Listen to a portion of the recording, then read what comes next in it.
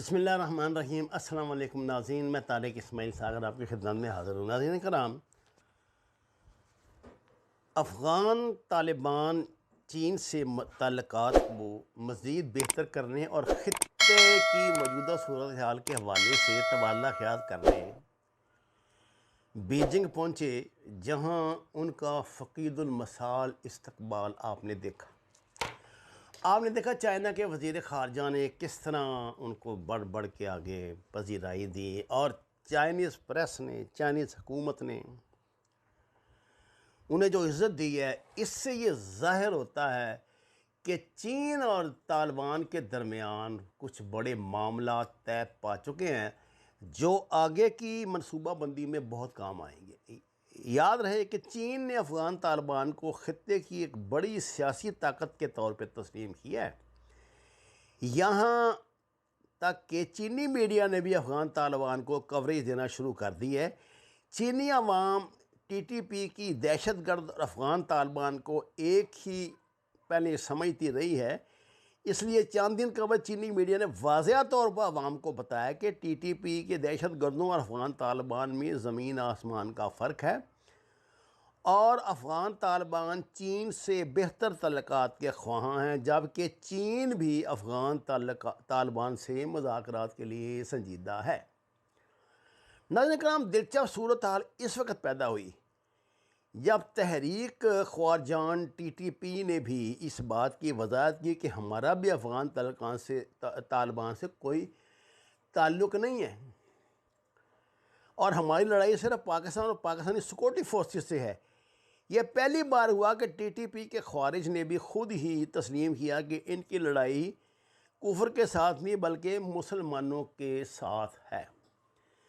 इस मरहले पे चाइना ने कहा कि पाकिस्तानी तालिबान और अफ़गान तालिबान एक नहीं बल्कि दो मुख्तलिफ ग्रुप हैं, और अफ़गान तालिबान ने भी कहा कि हमारा पाकिस्तानी दहशतगर्द तालिबान टीटीपी से कोई ताल्लुक़ नहीं, ना इनको हम अफ़गानिस्तान की सरज़मीन से पाकिस्तान पर हमला करने देंगे, और वीडियो जारी करके भारत को धमकी भी दी कि पाकिस्तान पर हमला तालिबान पर हमला तसव्वुर होगा। टीटीपी ने पहली मर्तबा खुलकर चाइना के इस बयान के बाद ये बात तस्लीम कर रही है कि हमारा अफ़गानिस्तान वाले तालिबान से कोई ताल्लुक़ नहीं। चलिए, ख़ास कम जान पा उन्होंने खुद ही ये बात मान ली। अब पाकिस्तान के साथ दो तरह की सूरत हाल पेश आ रही है।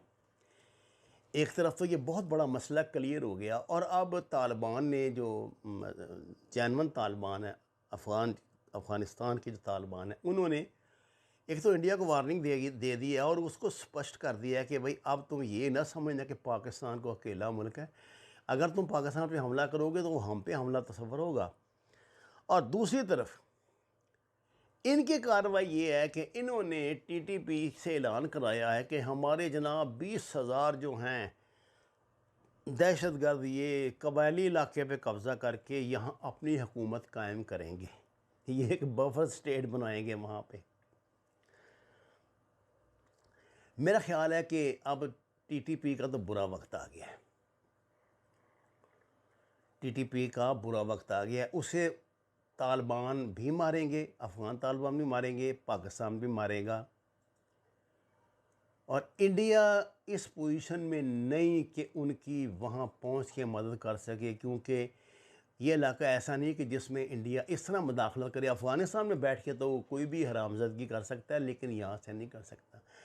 नाज़रीन कराम, चीन ने ना अमेरिका को बता दिया कि जो इंडो पैसिफिक है ये तुम्हारे बाप की जागीर नहीं। तुम ये ना समझो कि दुनिया जो है वो तुम्हारी है और तुम जो चाहो वो करते फिरोगे दुनिया में, और ये और वो, ऐसी बात बिल्कुल नहीं है। अब सोचने की बात ये है कि एक तरफ तो ब्लिंकन जो है वो बैठे हैं वहाँ पे इंडिया में, और वो वहाँ पे दलाई लामा का जो चीफ एग्जेक्टिव है वो उनसे मुलाकात कर रहा है। इधर चीन तालिबान से कर रहा है। यानी दोनों तरफ उन्होंने अपना घोड़ा दिखा दिया और इन्होंने अपने घोड़े दिखा दिए हैं। और ये सारी शरारत के पीछे कौन है? इंडिया। देखिए ना जी, इंडिया है जिसने ये सारा ये जो ब्लिंकन आया वहाँ पे, इसके साथ उन्होंने किसके साथ मुलाकात कराई है उसकी? दलाई लामा के।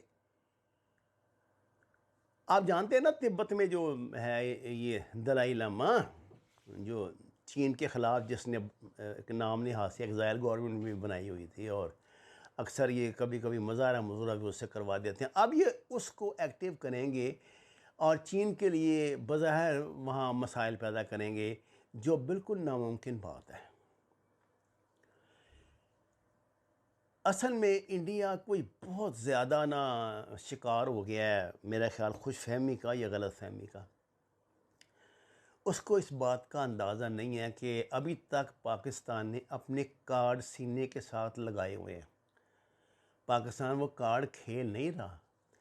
ऐसी बात नहीं है कि अभी ये दासू डैम का और ये जो लाहौर वाला था, ये धमाका, ये हमारे ये पाकिस्तान के इलम में नहीं है। सब आपको तो पता है ना, सब सारी कहानी सामने आ गई है, बंदे पकड़े गए हैं।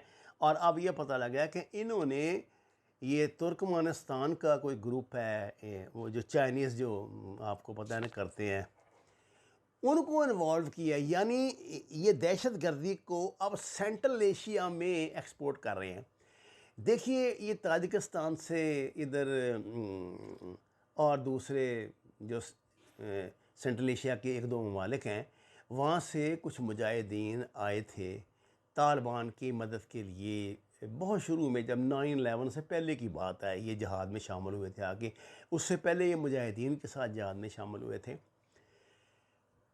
लेकिन पाकिस्तान में आने के बाद ये लोग आहिस्ता आहिस्ता, इनको पाकिस्तान हुकूमत ने एक पेशकश की थी कि तुम सरेंडर करो अपने आप को और हम तुम्हें पाकिस्तान में रहने की इजाज़त देंगे। लेकिन इन लोगों ने पाकिस्तान से लड़ना शुरू कर दिया। आपको पता ही है वो जो 2-3 ग्रुप थे। अब पाकिस्तान ने इन लोगों को, जो जो हमने दहशतगर्दी के ख़िलाफ़ जंग लड़ी है, उसमें इनको भी खासा नुकसान उठाना पड़ा। ये बिखर के कुछ ताजिकिस्तान भाग गए, कुछ किर्गिज़स्तान में छुप गए, कोई इधर जिधर जिसका दाव लगा सिंह समाये चले गए। इन लोगों को इंडिया ने दोबारा इकट्ठे किया। अब ये ताजिकिस्तान को भी जहन्नम बनाएंगे, किर्गिज़स्तान को भी जहन्नम बनाएंगे, सेंट्रल एशिया तक इस दहशत गर्दी को पहुँचाएँगे।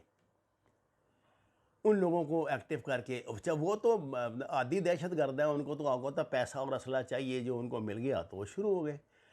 और उनको ये फिर अलकायदा की तरह इस्तेमाल करेंगे, अलकायदा की तरह, टीटीपी की तरह, दाइश की तरह ये इस्तेमाल करेंगे तालिबान के ख़िलाफ़।